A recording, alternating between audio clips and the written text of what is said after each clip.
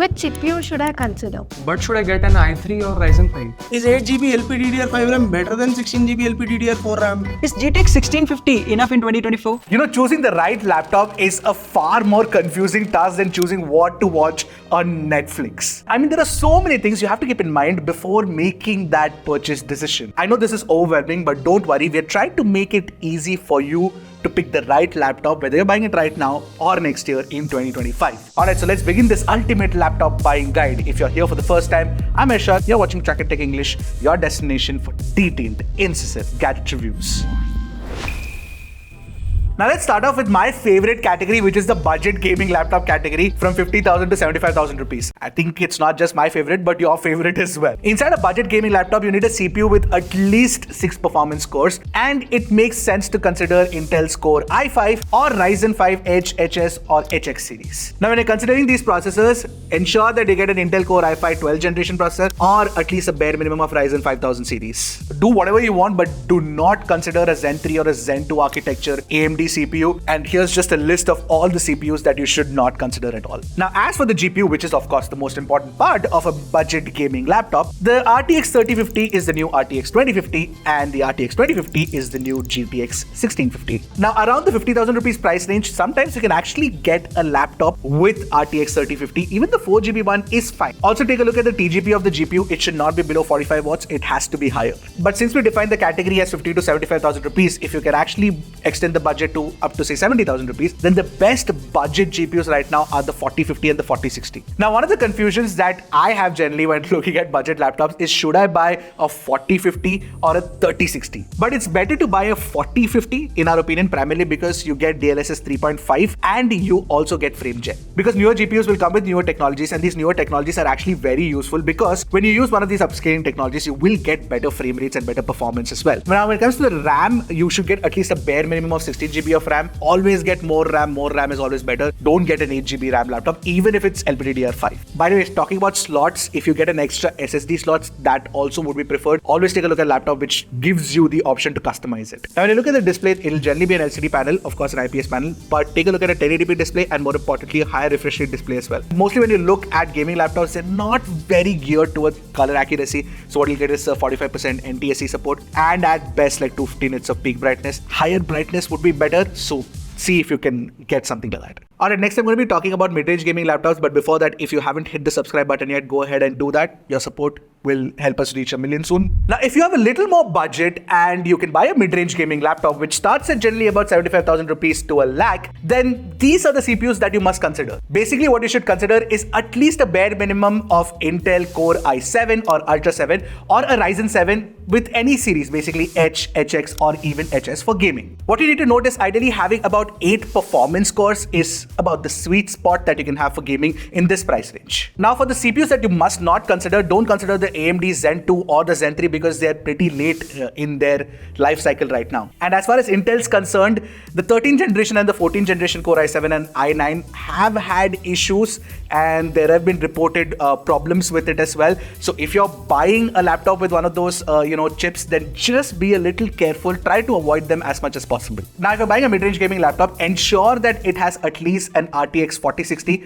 for the ideal gaming performance. And if you're considering buying one right now or even until mid-2025, it's alright. You can consider a laptop with 4060 because if you're looking at the GPU upgrade cycle, the RTX 5060, when it comes, it'll probably come by mid-2025, about June, July time space. So before that, you can definitely buy a laptop with 4060. It shouldn't be a problem. Now, storage-wise, of course, stick to an SSD because fast storage speeds are always good. But also look out for an extra SSD slot so that you can upgrade it if you want more space. Now, the problem with gaming laptops generally is that since they have such beefy internals, the display specs are generally compromised. Even with mid-range laptops, the display brightness might go up to 300 nits, at max 400 nits, but just ensure that it's an IPS LCD panel with at least 1080p resolution and 100% sRGB and DCI-P3 color gamut support as well. Now, if you're looking for OLED, because OLED is generally awesome for gaming, in this price range you generally cannot get it. So look for a higher refresh rate panel at least, so that you will get at least faster gaming response times. Now, even if the mid-range laptop you're considering right now doesn't have a great display, it is sometimes fine because a lot of gamers I know add an external display. And in that scenario, ensure that the laptop has HDMI 2.0 port and DisplayPort 1.4 support, which will definitely enhance the experience. Now, when you're looking at RAM on a mid-range gaming laptop, it should have at least a base of 16 GB of LPDDR5 RAM. If it's 24 GB, then great, 32 GB will be future-proofing it. But what you need to note is that if it's LPDDR5, then of course you will get faster speeds. And finally, do also consider getting a mid-range gaming laptop with a MUX switch. Now, what this will help you do is switch between the iGPU and the dedicated GPU on the fly. Now, when you're looking at premium gaming laptops,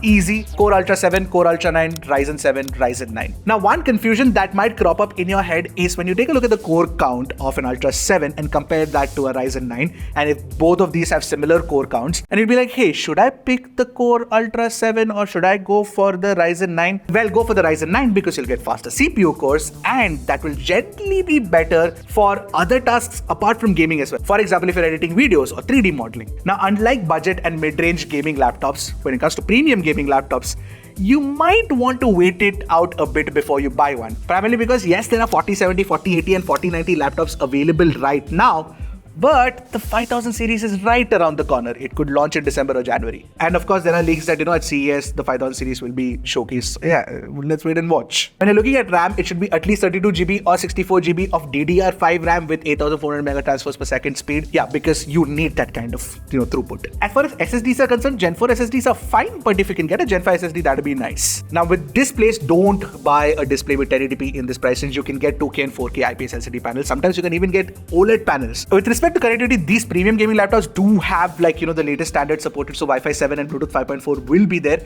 Now, one of the things you guys probably already know is that gaming laptops suck when it comes to battery life, so if you have a larger battery, then that will definitely be better. So 70 watt hour to 90 watt hour would be nice. Exactly the reason why we didn't talk about laptop batteries when it comes to gaming laptops, because they generally are not that good. Now, not everybody is a gamer in the audience, and some people might be looking for some good entry-level and budget laptops. Well, don't worry, we have you covered. Now, let's define the budget entry-level category. We'll say about 25 to 35,000 rupees would be like a right price to get a decently performing laptop. Now, what we'd recommend as a team is to actually avoid Pentium, Celeron, and Chromebooks in this price range. So, what CPU should you consider in this price range? Well, you should take a look at the Ryzen 3 or the Ryzen 5 in the 5000 or the 7000 series, which is, current gen. And on the Intel side, you will get an i3 processor, which is the 12th or the 13th gen, which should be fine. Please take a look at the processor names very clearly before picking out on a model. For example, take a look at these two laptops from the same company. They use a Ryzen 5 and an i3. This Ryzen 5 is the 7520U, whereas the i3 used is the 13th gen i3. And that's obviously better. And why we are mentioning this specifically is because there is a proper confusion in the entry-level segment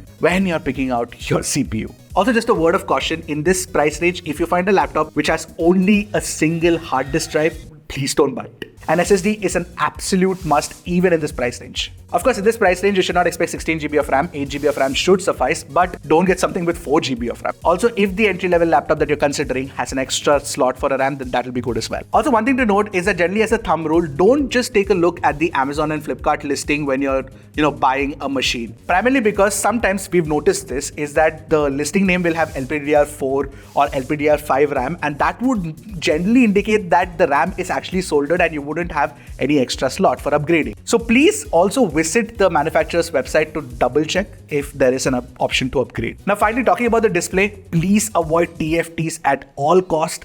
Get an IPS panel. Also, of course, the resolution should be at least 1080p. Duh. Now let's talk about the category that I generally use every day, and that's a thin and light machine.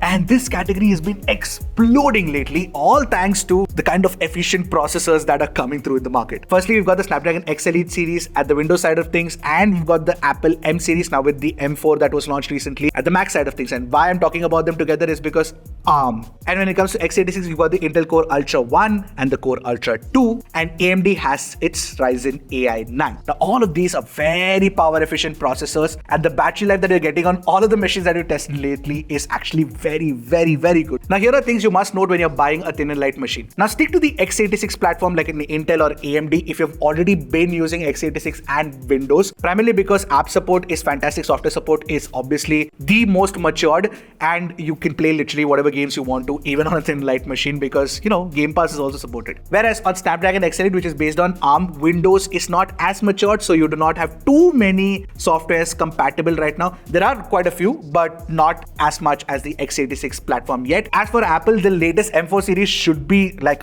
at the top of your list, because M4's performance is great and they're proper value machines this year with 16GB as base, because Apple Intelligence has to be supported. In fact, Apple even upgraded the Apple MacBook Air M2 with 16GB of RAM, so that's also fantastic. So even if you're considering like buying an older generation MacBook, then the M2 MacBook Air would be like a better option. Don't buy a MacBook Air now in 2025 or 2024 end with M1, because even if it's a lower price, Apple has phased it out themselves.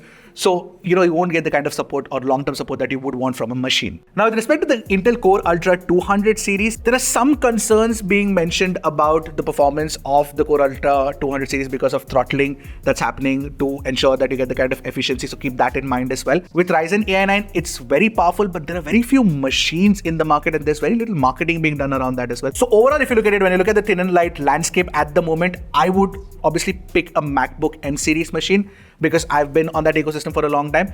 But on the Windows side of things, if you can get a good discount, even the Core Ultra 1 series would be fine, because you will get great performance, actually better than the Core Ultra 2 series, because they're made for efficiency. Most of the other platforms, the efficiency-based CPUs that are coming out, whether it's AMD, whether it's Intel, whether it's Snapdragon, are all at the nascent stages right now. So we'll have to give it some more time before recommending it. But in 2025, I think they will bloom out even better. Also, one thing to note is that most thin and light machines have the RAM and the SSD soldered. You cannot upgrade them. So generally, when you're making a purchase, it's better to go with more RAM. So from 16GB, if you can actually upgrade to 32GB, then that'll be nice, but that'll be more expensive. But 16GB is also fine.